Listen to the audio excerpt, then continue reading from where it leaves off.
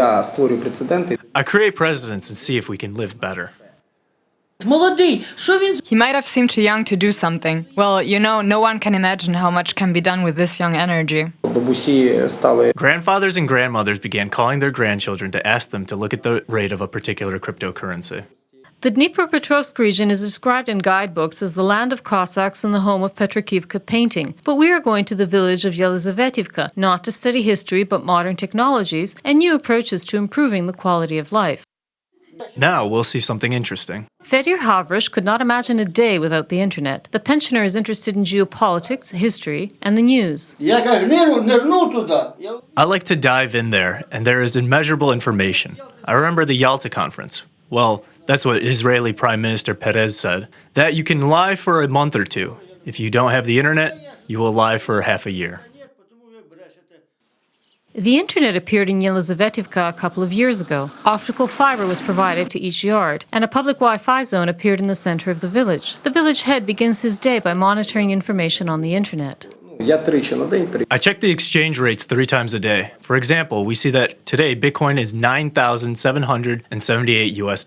Ripple, 44 cents. Litecoin, 139. For example, at the beginning of the year, we bought Litecoin for $32 US. Maxim Holusnay invested $500 in several types of cryptocurrencies in 2018. He decided to share his first profit with all the residents of the village. When I told this before the session, the deputies, these are middle-aged people, looked at me as if they were about to call an ambulance.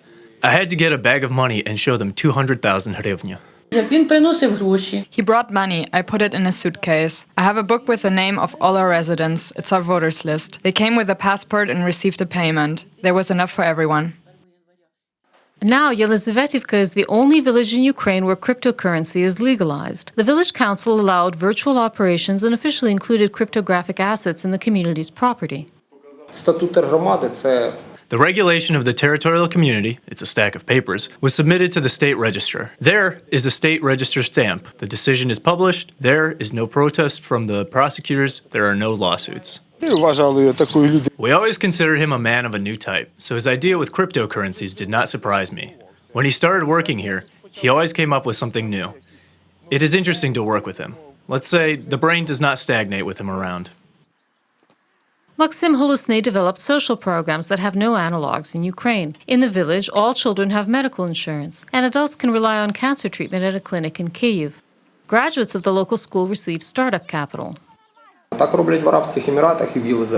is done in the United Arab Emirates and now in Yelizavetivka as well. This practice is not critical to the budget. It's a good motivation. I believe that someday this will be widespread and will become the basis for ambitious competition.